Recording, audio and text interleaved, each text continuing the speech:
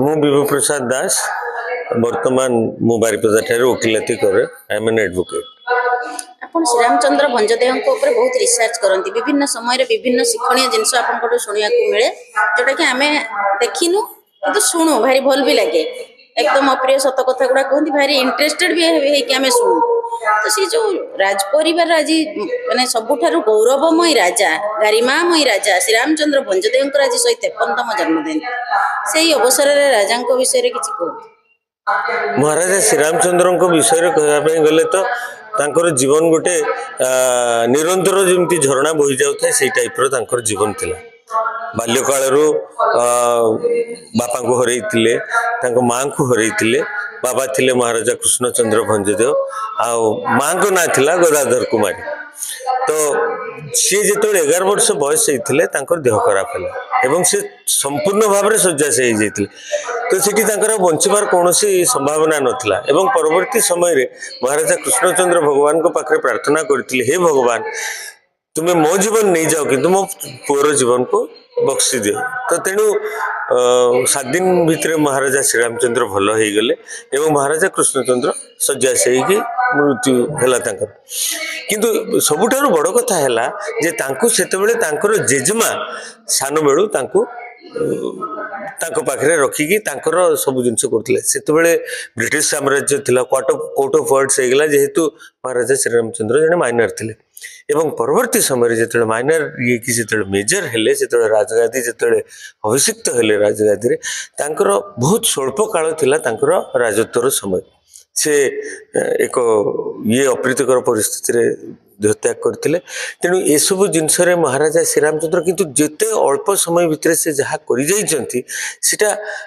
आज पर्यंत आउ अन्य कौन राजा करि नाहांती। केवल महाराजा श्रीरामचंद्र मयूरभंज कथा मु कहूनी सारा ओडिशा रे एवं भारत वर्ष रे भी अनेक जगह सेमती अच्छी। तो मु से सबू को जदि आपण मैंने नेबे महाराजा श्रीरामचंद्र जड़े जुगजन्मा थिले से अत्युक्ति हम ना कहले एवं महाराजा श्रीरामचंद्र सबु समय रे एठी रेल कहतु एठी एरोप्लेन कहतु एटारे काच कारखाना कहतु तंबा कारखाना करतु लोह उत्पादन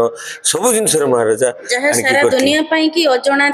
थिला से मयूरभंज राजा से सब एवं आईन रे जो सिविल लॉ क्रिमिनल लॉ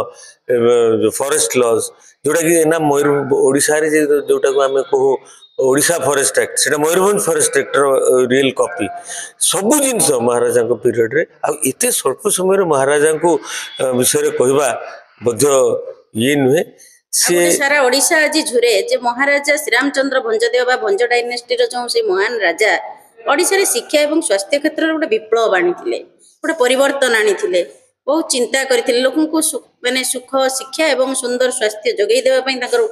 माने अनन्य अवदान है कि आज सब रही सी तांकर जो सरल सावलील जीवन यापन आज युवपीढ़ी दुई पद कहतु देखो सी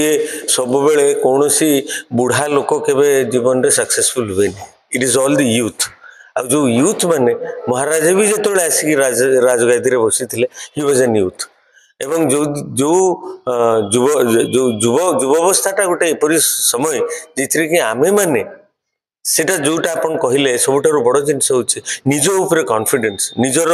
चरित्र ऊपर कॉन्फिडेंस निजर चारित्रिक गुण को जो जेते पर्यंत आमे माने गोटे ये रे रखी नाहु से समय रे कौन सी ये रो यूथ रो डेवलपमेंट हुए नाही सेटा आमे संपूर्ण भाव में महाराजा श्रीरामचंद्र जड़े राजा मद खाऊ नथिले जड़े राजा तांकर चारित्रिक गुण सर्वोपरि माने सी एते भल चरित्र एवं उदारवान थिले समस्त को दया करथिले समस्त को निजर करके रखुथिले। तो ये सब जिनस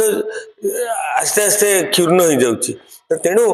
युव समाज जदि जदि कह संपूर्ण जीवनीटा ही है युव समाज जड़े महियान राजर्षि से राजा मध्य तपस्वी मध्य थिले तांको जीवन चर्या रे तेणु राजर्षि मध्य तांको कुहा जाउची। तो से बळे जड़े राजर्षि ओडिशा पई तांकर जो अवदान ओडिशार इतिहास को परिवर्तन करिवा पई ओडिशार लोकन को सुख स्वच्छंद जोगई देबा पई तांकर जो विप्लव संग्राम जो प्रचेष्टा सेति पई आपण अनुभव करंती कि ओडिशार प्राइमरी स्कूल रे हो किबा स्कूल रो सिलेबस हो महाराजन विषय गोटे चैप्टर रहिबा दरकार तांको इतिहास को स्मरण करके हमें पढ़िबा दरकार। नित्यांत पखरे एटा गोटे आपण जोटा कहले सेटा गोटे बहुत बड़ जिंस ता कारण होउची आपण देखंतु जो अमृत महोत्सव होउची से अमृत महोत्सव रे कोन करा गला प्रत्येक अनसंग हिरोज मन को विषय रे रेडियो माध्यम रे टेलीविजन माध्यम रे ताकर लाइफ स्टोरी को डिपिक्ट करा गला आम पिला एवं से विषय पढ़िबा दरकार ସେଇଟା ହିଁ ସବୁଠୁ ବଡ଼ କଥା ଯେ ଆଜିକାଲି ପଢ଼ିବାଟା ସବୁଠୁ ଚାଲିଗଲାଣି ତାଙ୍କ ହିସାବରେ ତାଙ୍କ ଯଦି ଗୋଟେ ତିଆରି କରାଯାଆନ୍ତା ଯେ ଡକୁମେଣ୍ଟାରୀ ଫିଲ୍ମ କି ଫୁଲ୍ ଲେନ୍ଥ ଫିଲ୍ମ ହେଇପାରନ୍ତା ତାଙ୍କ ବିଷୟରେ ଚର୍ଚ୍ଚା ହେଇପାରନ୍ତା ଯେମିତି ସନ୍ଧ୍ୟାରେ ଆମର ଯେଉଁ ରେଡ଼ିଓ ଷ୍ଟେସନ ମାଧ୍ୟମରେ ଆଜି ଯେଉଁ ତାଙ୍କର ଜନ୍ମଦିନ ସମସ୍ତେ ଭୁଲି ଯାଇଛନ୍ତି କିନ୍ତୁ ଏଇଟା ରାଜ୍ୟସ୍ତରୀୟ सरकार को पदक्षेप ସରକାର नबा दरकार जद्वारा इतिहास भी बंची रहिबो राजा भी सबुदिन चिरस्मरणीय होइकि ଆଜ୍ଞା रहिबे ଆଜ୍ଞା